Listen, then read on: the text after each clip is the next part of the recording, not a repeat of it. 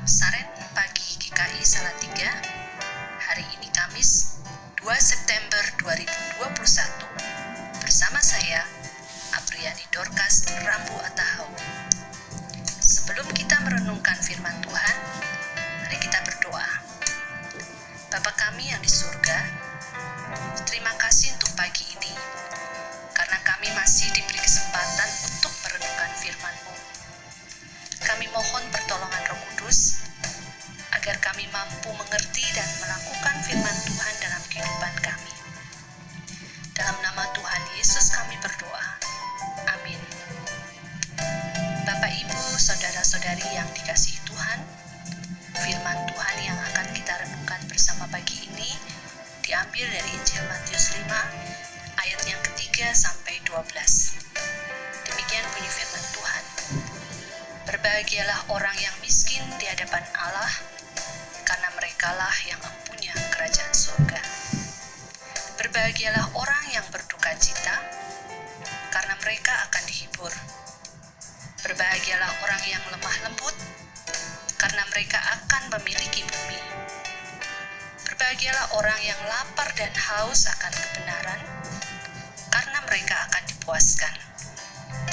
Berbahagialah orang yang murah hatinya, karena mereka akan beroleh kemurahan. Berbahagialah orang yang suci hatinya, karena mereka akan melihat Allah. Berbahagialah orang yang membawa damai, karena mereka akan disebut anak-anak Allah.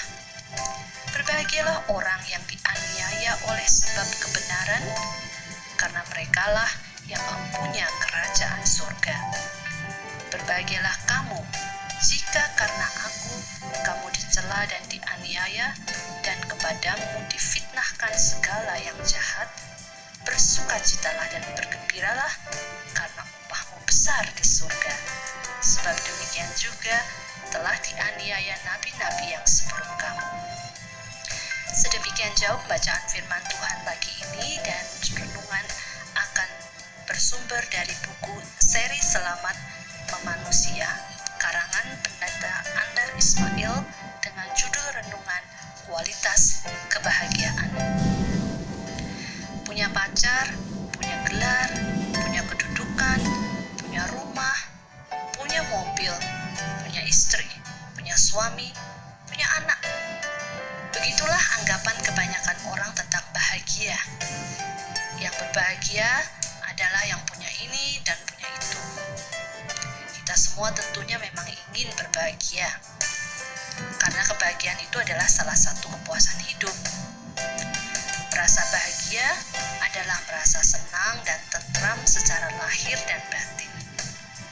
Persoalannya, apa ya ukuran kebahagiaan itu? Ternyata ukuran kebahagiaan Yesus itu berbeda.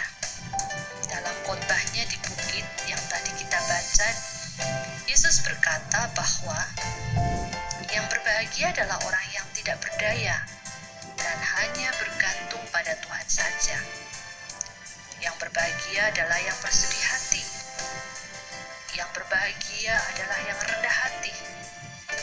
Yang berbahagia adalah yang rindu melakukan kehendak Allah, yang mengasihani orang lain, yang murni hatinya, yang membawa damai di antara manusia, dan yang menderita penganiayaan karena melakukan kehendak Allah. Sungguh indah, bukan? Dan dampak ucapan bahagia atau khotbah di bukit ini melewati pagar gereja, karena seorang Mahatma Gandhi yang hidup tahun 1869 sampai 1948, ia sebagai pendiri bangsa dan negara India beragama Hindu, namun rajin membaca literatur Kristen.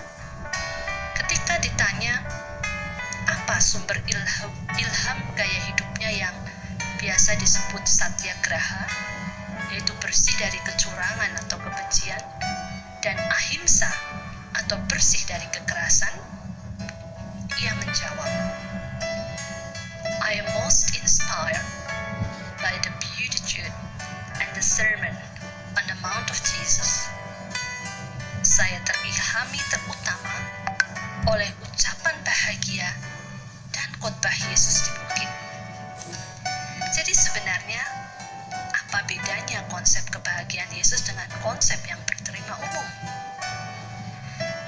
konsep umum, kebahagiaan memberi kepuasan pada diri sendiri, punya ini, punya itu.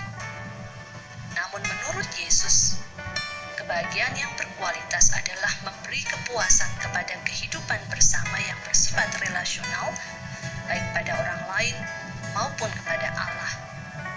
Misalnya mengasihani orang lain, membawa damai di antara manusia, atau bergantung pada Tuhan, melakukan kehendak-Nya, dan mengenalnya dengan lebih baik.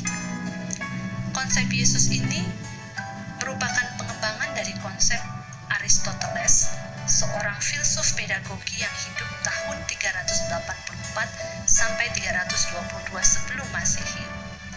Ia berdalil bahwa tujuan pendidikan adalah menolong orang mencapai eudaimonia, yaitu kebahagiaan dalam arti menggunakan semua kemungkinan dalam diri kita untuk kebaikan bersama dengan orang lain.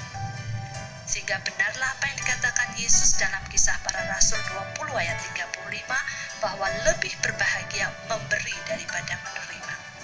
Selamat berbahagia. Untuk penutup renungan kita pagi ini, mari kita berdoa.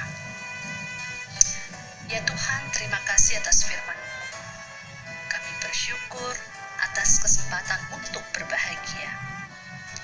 Tuntunlah kami dalam segala aktivitas kami hari ini, agar kami berupaya memberi kepuasan pada kehidupan relasional terhadap sesama dan kepadamu. Dalam nama Tuhan Yesus, kami berdoa. Amin. Bapak, Ibu, dan saudara-saudari sekalian, selamat beraktivitas, tetap menjaga kesehatan, dan mengupayakan kebahagiaan bersama. Salam sehat, Tuhan Yesus memberkati.